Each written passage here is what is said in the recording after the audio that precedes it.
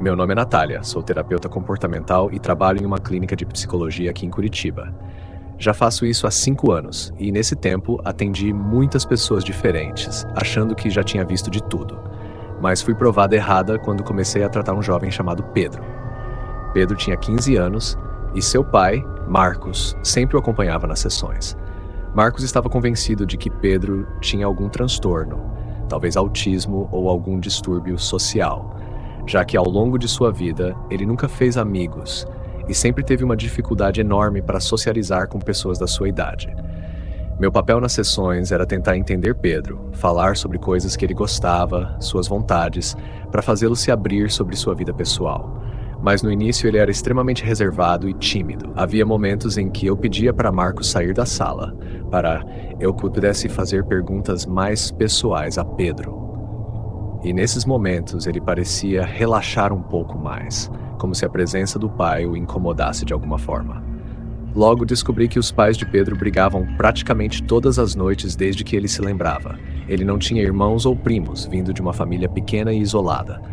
Aos poucos a solidão de Pedro ficava evidente para mim. Eu sempre fui apaixonada pelo outono e por tudo que envolve abóbora, cerveja de abóbora, torta de abóbora, até café com tempero de abóbora. Era algo que eu mencionava em sessões leves, e Pedro um dia comentou que o outono também era a estação favorita dele. Conversamos sobre o clima fresco e minha obsessão por sabores de abóbora. No entanto, naquela mesma noite, já de roupão e pronta para dormir, ouvi uma batida forte na minha porta. Era tarde, depois das 9 da noite, e não costumo receber visitas nesse horário. Fiquei nervosa, olhei pela janela e não vi ninguém. Quando abri a porta, havia uma pequena abóbora e um creme de café com sabor de abóbora deixados no chão. Meu coração disparou. Algumas horas antes, eu havia mencionado para Pedro o quanto eu adorava tudo de abóbora. Aquilo não podia ser coincidência. No dia seguinte, tentei ligar para Marcos, mas ele não atendeu. Então, mandei uma mensagem com uma foto dos itens que apareceram na minha porta, explicando quão desconfortável e inapropriado era para mim ser seguida por um cliente até em casa. Marcos respondeu em menos de 10 minutos, ofendido, dizendo que Pedro jamais faria algo assim. Ele parecia sinceramente irritado pela sugestão. Isso me deixou confusa. Talvez, pensei, fosse apenas uma coincidência estranha ou até um presente de um vizinho. A semana passou, e eu me perguntei se deveria encerrar meu relacionamento com Pedro como cliente, mas decidi esperar e ver como seria a próxima sessão. Na segunda-feira seguinte, Marcos e Pedro chegaram como de costume. Pedro estava mais animado do que o normal e parecia feliz em falar comigo. Mas dessa vez algo me incomodava. Comecei a desconfiar que Pedro pudesse estar confundindo seus sentimentos por mim, talvez sendo eu a única mulher que o tratava com respeito. Durante a sessão, mencionei casualmente os presentes que apareceram na minha porta, com um sorriso, tentando não ser direta, mas apontando a coincidência.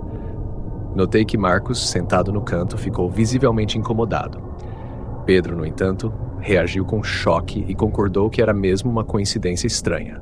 Fiquei ainda mais desconfortável, sem saber o que fazer, mas decidi que, se aquilo acontecesse novamente, eu teria que terminar nosso relacionamento profissional. 2 dias depois, por volta das 9 da noite, ouvi outra batida na porta enquanto assistia TV. Meu coração afundou, porque eu já sabia o que esperar. Olhei pela janela e, novamente, não vi ninguém. Abri a porta devagar e lá estavam mais itens com sabor de abóbora, torta, cereais, biscoitos. Dessa vez fiquei furiosa. Peguei meu celular, tirei uma foto e enviei imediatamente para Marcos, pronta para terminar o atendimento de Pedro. Mas antes que eu pudesse digitar a mensagem, ouvi o som de uma notificação de celular, vindo dos arbustos perto da minha casa. A adrenalina tomou conta de mim. Caminhei lentamente na direção do som, chamando o nome de Pedro, esperando o pior. Quando me aproximei, vi alguém escondido entre as folhas. Mas não era Pedro, era Marcos. Ele olhou para mim com um sorriso estranho e disse: "Oi, Natália, você está linda como sempre." Eu gritei, corri para dentro de casa e tranquei a porta, segundos antes dele tentar abri-la e começar a bater furiosamente. Eu gritei que ele fosse embora, que chamaria a polícia. Ele se desculpou através da porta, dizendo que estava indo embora. Espiei pela janela enquanto ele entrava no carro e partia. Aquela noite horrível não apenas explicava os presentes deixados na minha porta, mas também os sons do portão lateral sendo aberto e fechado no meio da noite, semanas antes. Marcos estava me observando, me perseguindo, e eu não fazia ideia de há quanto tempo aquilo vinha acontecendo. Contei tudo ao meu irmão, que é policial, mas, para minha frustração, ele disse que seria difícil conseguir uma ordem de restrição, pois não havia provas concretas de que Marcos pretendia me machucar. Seria apenas minha palavra contra a dele. Mesmo assim, fui à delegacia e fiz um boletim de ocorrência, acrescentando que Pedro poderia estar em uma situação de abuso em casa. Eu ainda não sei o que Marcos queria ao me seguir até em casa e deixar aqueles presentes, mas pelo jeito que ele tentou invadir minha casa, sei que suas intenções não eram nada boas.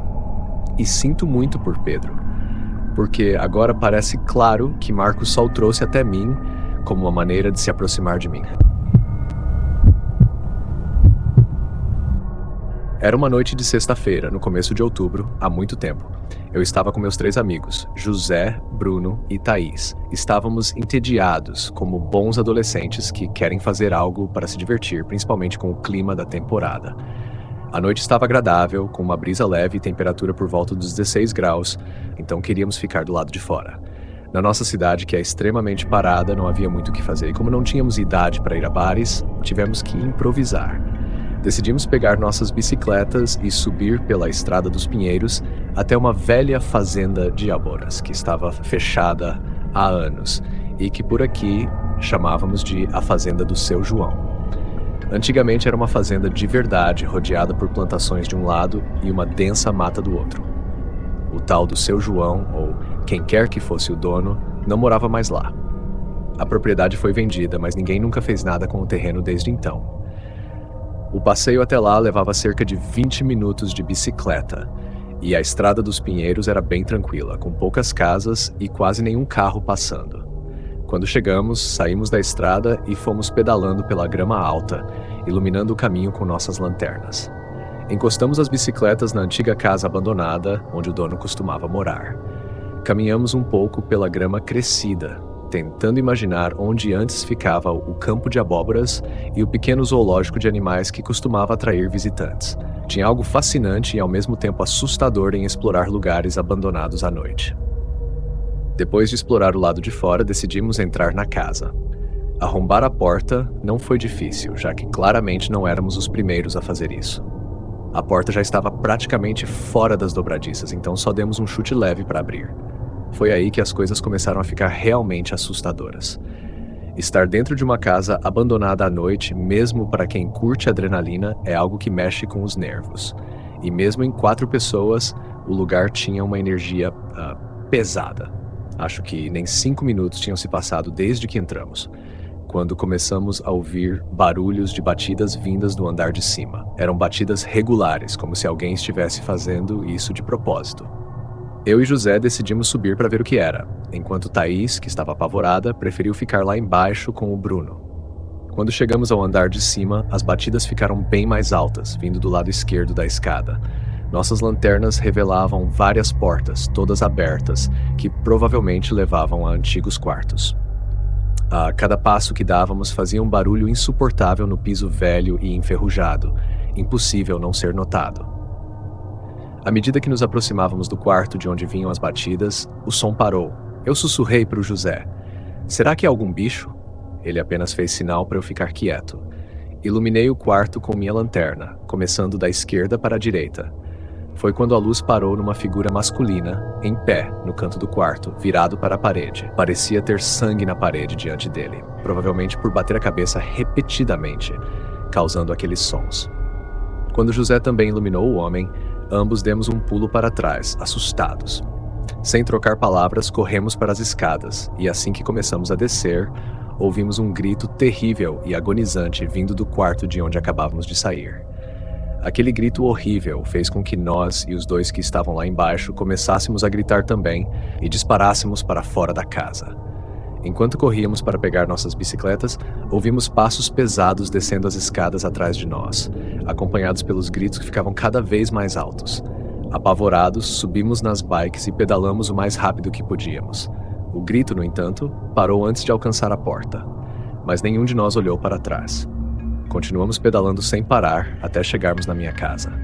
Até hoje, Eu não faço ideia do que presenciamos naquela noite, e sinceramente nem quero tentar entender.